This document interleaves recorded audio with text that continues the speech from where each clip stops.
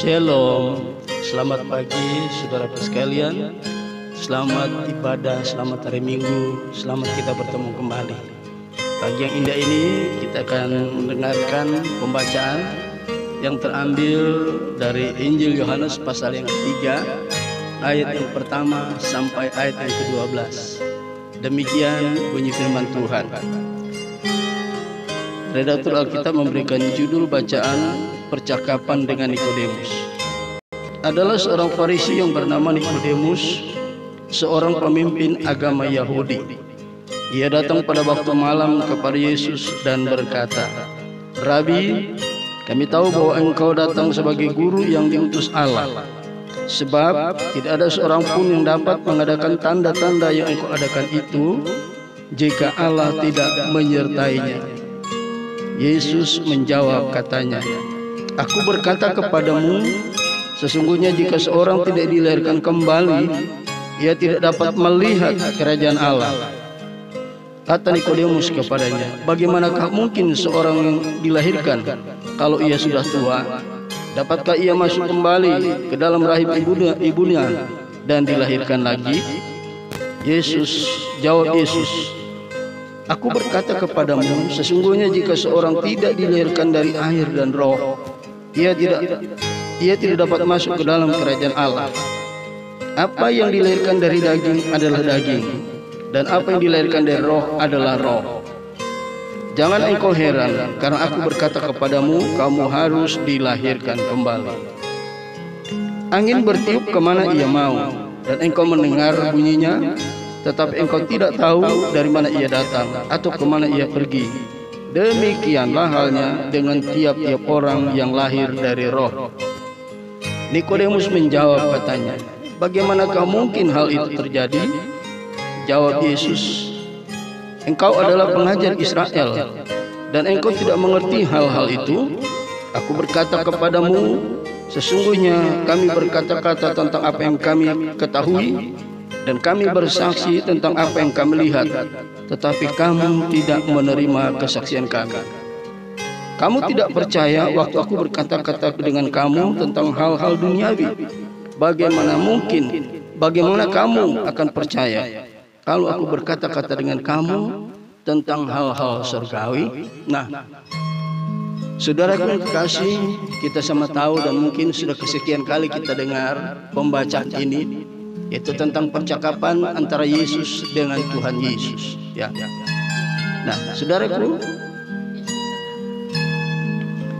sebelum saya melanjutkan uraian khotbah ini, saya akan memberikan judul bacaan atau tema khotbah, kelahiran kembali.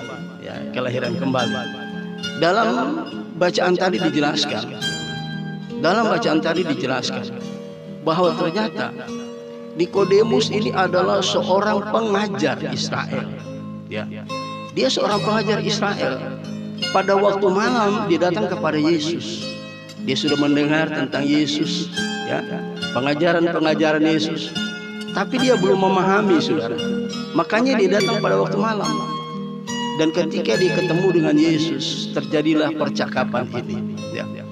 Yesus mengatakan bahwa seseorang harus dilahirkan kembali. Sebab tanpa dilahirkan kembali tidak mungkin orang bisa melihat kerajaan Allah. Ya. Kemudian diulangi lagi, "Jangan engkau heran, aku mengatakan kepadamu, jika seorang tidak dilahirkan dengan air dan roh, dia tidak akan masuk kerajaan Allah." Jangankan masuk, saudara. Dalam percakapan tadi, melihat saja nggak bisa. Ya.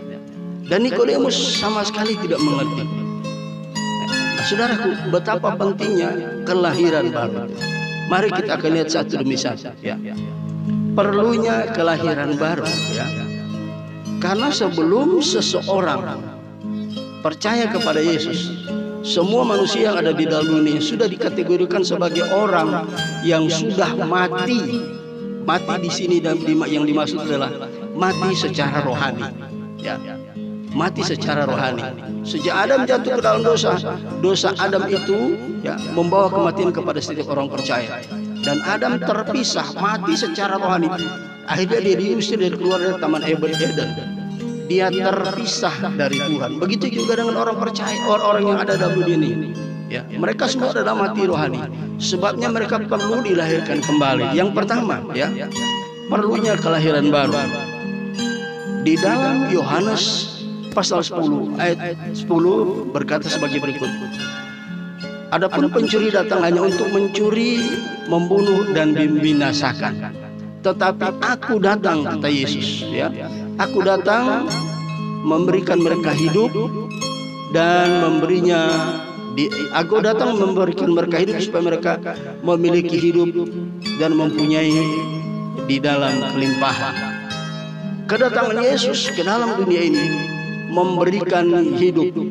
Hidup yang dimaksud di sini bukan hidup seperti kehidupan manusia.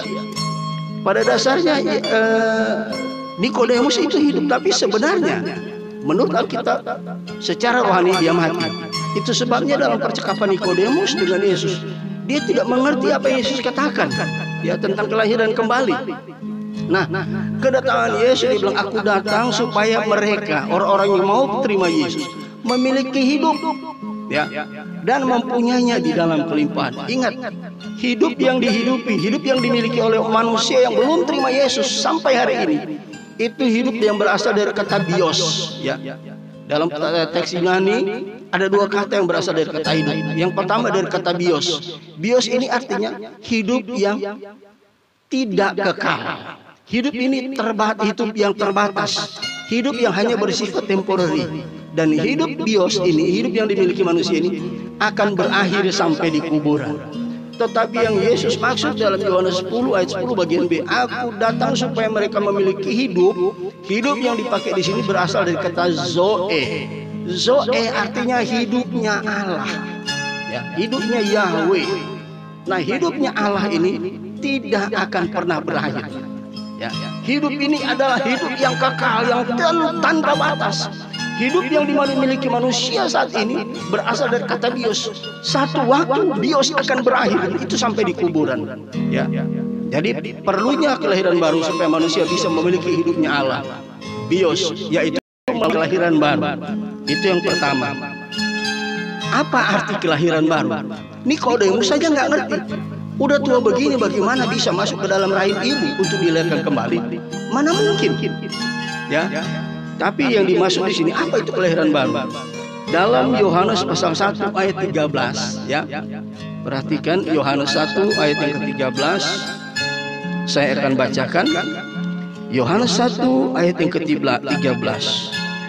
Orang yang diperanakan bukan dari darah atau dari daging, bukan pula secara jasmani oleh keinginan seorang laki-laki, melainkan dari Allah. Kelahiran kembali itu adalah kelahiran yang secara rohani, bukan secara jasmani. Kalau kelahiran secara jasmani, kita bisa hadir di dalam dunia ini, sebagai akibat dari hubungan biologis antara ayah dan ibu kita. Maka lahirlah kita ke dalam dunia ini, ya. Ini kelahiran secara jasmani. Tapi kalau kelahiran secara rohani, ini kelahiran yang kelahiran kembali ini adalah kelahiran secara rohani, ya. Nah, itu arti dari kelahiran baru, ya. Kemudian dikatakan, atas ide siapakah kelahiran baru itu? Kelahiran baru itu adalah atas idenya Allah, bukan ide manusia, ya. Dia ingin dilahirkan kembali. Itu atas idenya Allah, ya. Di dalam Yakobus pasal yang pertama, saya akan bacakan. Yakobus pasal yang pertama. Ya, saya akan buka dulu Yakobus pasal yang pertama ayat yang ke-18. Atas kehendaknya sendiri Ia telah menjadikan kita oleh firman kebenaran, supaya pada tingkat tertentu menjadi anak-anak sulung di antara semua ciptaan. Kelahiran kembali itu adalah kelahiran secara rohani. Atas ide siapakah kelahiran kembali? Atas idenya Allah, ya. Kelahiran jasmani atas ide siapa? Ayah dan ibu kita, sehingga kita bisa eksis ke dalam dunia ini, ya. Itu. Kemudian apa tujuan kelahiran kembali? Nah, ini yang penting. Ini yang penting, disinilah titik persoalan inti ya. Apa tujuan kelahiran baru ya? Yang pertama, ayat 9 kita baca di kembali ke nas pokok ayat 9 sampai ayat yang ke-11 saya akan baca kembali. Nikodemus menjawab katanya, bagaimanakah mungkin hal itu terjadi? Jawab Yesus, engkau adalah pengajar Israel dan engkau tidak mengerti hal-hal itu? Aku berkata kepadamu, sesungguhnya kami berkata-kata tentang apa yang kami ketahui dan kami bersaksi tentang apa yang kami lihat. Saudaraku, Nikodemus tidak mengerti. Ya. Nah, tujuan kelahiran baru ya, yang pertama agar supaya seseorang bisa percaya kepada Yesus. Jadi kelahiran baru dan iman ya, menganugerahkan iman, kelahiran kembali itu supaya orang ya hidup rohaninya. Setelah seseorang hidup rohaninya ya, mereka bisa percaya. Setelah rohani seseorang hidup, maka Tuhan mengaruniakan iman. Tujuan Allah memberikan iman supaya mereka memiliki iman, bisa percaya kepada Yesus ya. Itu yang pertama. Yang kedua, saya akan bacakan ayat 12. Yohanes pasal 3 tadi, kamu tidak percaya waktu aku berkata-kata dengan kamu tentang hal-hal duniawi. Bagaimana kamu akan percaya kalau aku berkata-kata dengan kamu tentang hal-hal surgawi? Ya. Tujuan yang pertama, ya, kelahiran kembali supaya manusia rohnya bisa dihidupkan kembali. Kemudian Tuhan menganugerahkan iman supaya mereka bisa percaya kepada Yesus. Itu tujuan pertama kelahiran kembali. Tujuan yang kedua kelahiran kembali ya, agar mereka bisa memahami hal-hal yang bersifat rohani, yaitu yang supernatural atau adikodrati. Ini yang kita perlu tahu saudara ya. Jadi tujuan yang kedua agar supaya orang yang sudah terima Yesus bisa memahami hal-hal yang bersifat rohani, hal-hal yang bersifat supernatural, hal-hal yang bersifat adikodrati, yang tidak mampu ditelaah, yang tidak mampu dipahami oleh akal manusia. Sebab hal-hal yang bersifat hal-hal yang rohani ya. Nah, itu sebabnya mari kita akan lihat referensinya ya. Kita akan lihat referensinya dalam 1 Korintus 2 ayat yang ke-10 sampai ayat yang ke-14. 1 Korintus pasal yang kedua ayat yang ke-10 sampai ayat yang ke-14. Saya akan bacakan 1 Korintus 2 ayat yang ke-10 sampai ayat yang ke-14. Karena kepada kita Allah telah menyatakannya oleh Roh, sebab Roh menyelidiki segala sesuatu, bahkan hal-hal yang tersembunyi dalam diri Allah. Siapa gerangan di antara manusia yang tahu apa yang terdapat di dalam diri manusia selain roh manusia sendiri yang ada di dalam dia? Demikian pula lah, tidak ada orang yang tahu apa yang terdapat di dalam diri Allah selain roh Allah. Kita tidak menerima roh dunia, tetapi roh yang berasal dari Allah, supaya kita tahu apa yang dikaruniakan Allah kepada kita. Ayat 13. Dan karena kami menafsirkan hal-hal yang rohani ya, kepada mereka yang mempunyai roh, kami berkata-kata tentang karunia-karunia Allah dengan perkataan yang bukan diajarkan kepada kami oleh hikmat manusia, tetapi oleh roh. Perhatikan ayat yang ke-14 saudaraku ya. Tetapi manusia duniawi tidak menerima yang berasal dari roh Allah, karena hal itu baginya adalah suatu kebodohan dan ia tidak dapat memahaminya, sebab hal itu hanya dapat dinilai secara rohani. Perhatikan ayat 14 ini. Manusia tidak mampu memahami hal-hal yang bersifat secara rohani, yang bersifat supernatural, yang bersifat adikodrati. Makanya ketika Yesus berbicara tentang kelahiran kembali, Nikodemus tidak mengerti. Dia tidak mampu memahami ya. Nah, itulah tujuan Roh Kudus melahirbarukan kita. Kita dilahirkan kembali agar supaya mampu memahami kebenaran firman Allah. Berapa banyak orang di luar sana tidak mengerti membaca Alkitab, ya. Tidak mengerti. Kenapa? Karena mereka belum lahir baru. Orang yang belum lahir baru tidak mungkin bisa memahami kebenaran Alkitab, ya. Jadi seringkali banyak ada pengajaran-pengajaran yang tidak sesuai dengan kebenaran karena mereka belum lahir baru, ya. Jangan saudara pikir kalau seseorang, ya, sudah memiliki titel, ya, sudah mengajar firman Tuhan, ya, dia bisa memahami hal itu. Nikodemus adalah pengajar Israel. Ada banyak ajaran sesat muncul di luar sana. Saudara tahu, para pendirinya bukan orang-orang bodoh. Tapi kenapa ajaran mereka sesat? Karena tanpa dilahirkan kembali, mereka tidak akan mampu memahami kebenaran firman Allah, ya. Ini harus kita sadari, saudara, ya. Kalau kita tidak dilahirkan kembali, itu bahaya. Kita tidak mampu memahami, kita tidak mampu mengerti maksud firman Allah, ya. Coba saudara bayangkan perkataan Yesus, ya, di dalam Injil Matius. Apabila orang menampar pipi kirimu, berikanlah kepadanya pipi kanan juga. Saudara, kalau kita tidak tahu, seolah-olah memang secara harafiah seperti itu, tapi itu memiliki makna rohani yang harus kita pelajari. Ada ayat yang bilang, jika matamu, ya, membawa kamu ke dalam dosa, cungkilah salah satu matamu, daripada utuh matamu kamu masuk ke dalam neraka, ya. Nah, kita lihat, saudara, itu sebabnya di dalam kebenaran firman Allah, kalau tidak dilahirkan kembali, seseorang tidak mampu memahami kebenaran firman Allah, ya. Nah, ini kita harus pelajari. Jadi ya, tujuan yang kedua, kelahiran baru membuat seseorang bisa memahami kebenaran firman Allah, saudara, ya. Tujuan yang ketiga sekarang kita lihat. Tujuan yang ketiga, saya baca lagi di dalam ayat yang ketiga, ayat yang kelima, dan ayat yang ketujuh. Perhatikan, saya baca lagi, ya.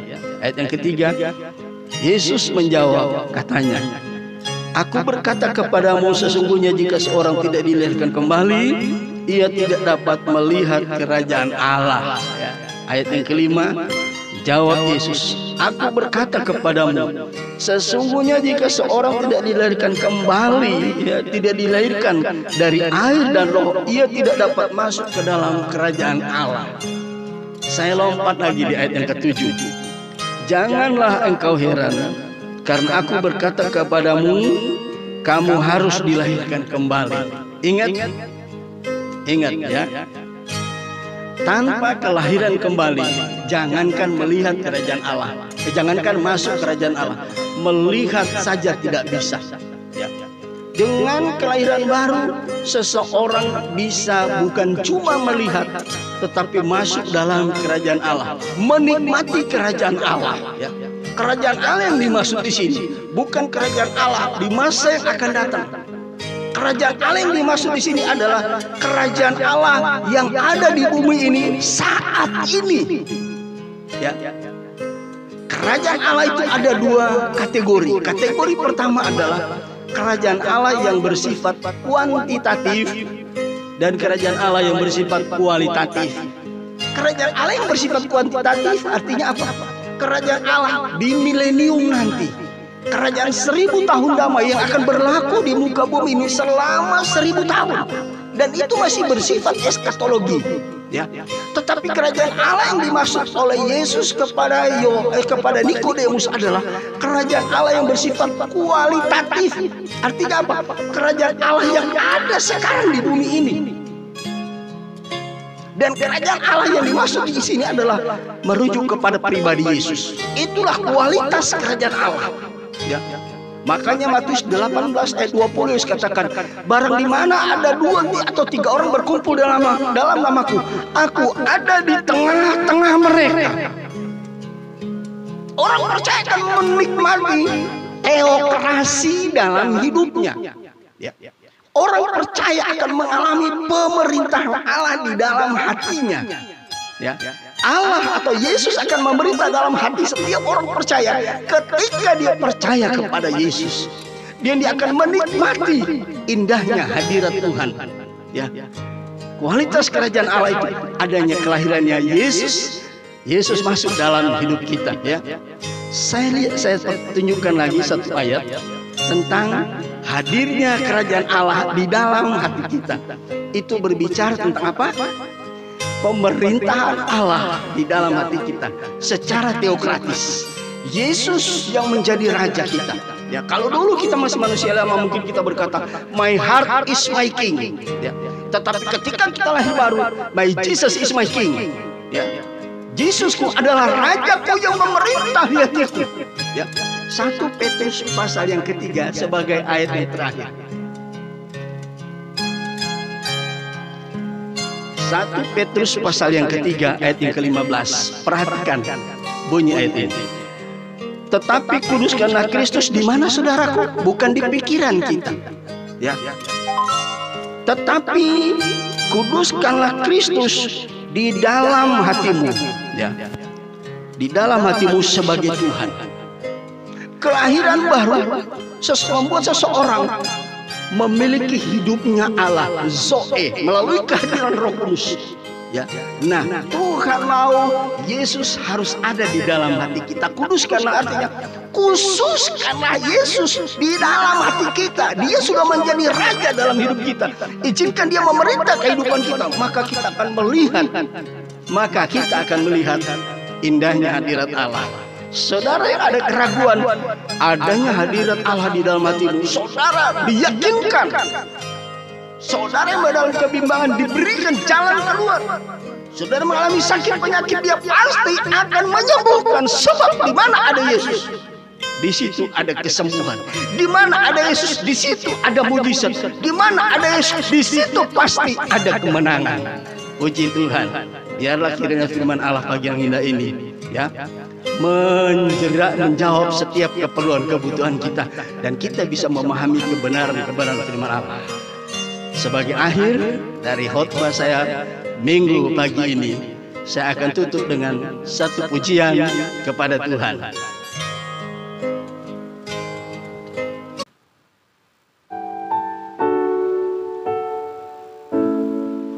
Haleluya.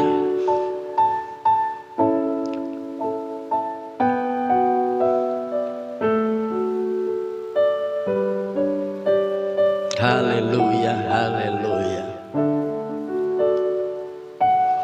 Kerajaanmu datanglah,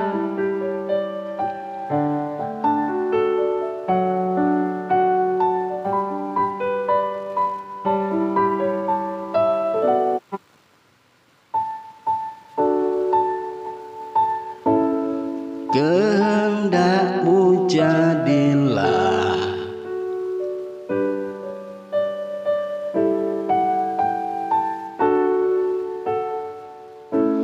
Kerajaanmu datanglah, kehendakmu jadilah, di bumi seperti di surga.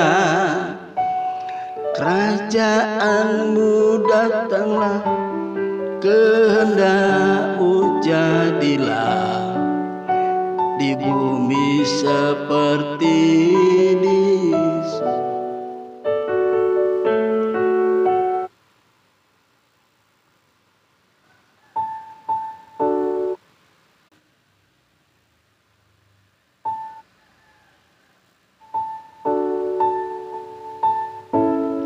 kehendakmu jadilah, di bumi seperti di surga.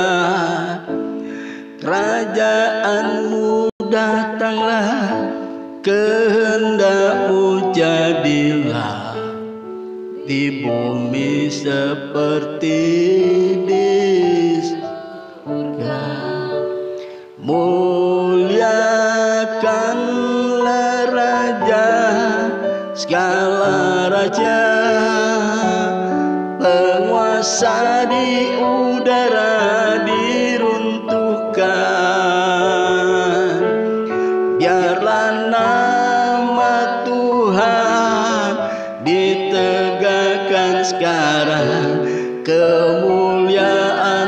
kuasanya atas kita.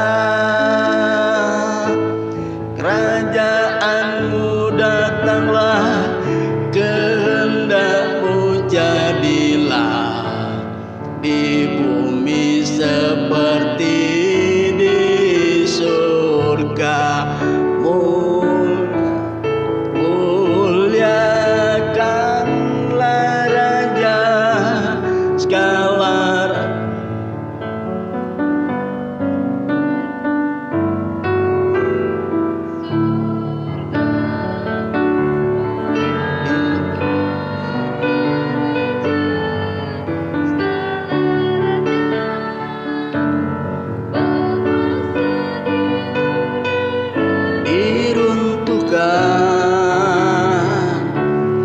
Biarlah nama Tuhan ditegakkan sekarang, kemuliaan kuasanya atas kita. Kerajaanmu datang,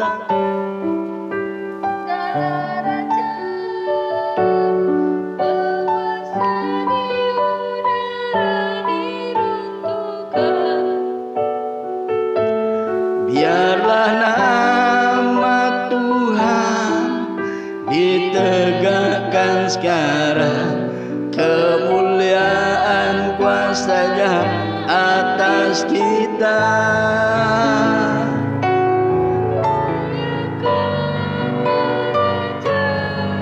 Segala raja, penguasa di udara diruntuhkan. Biarlah nama Tuhan ditegakkan sekarang, kemuliaan saja atas kita.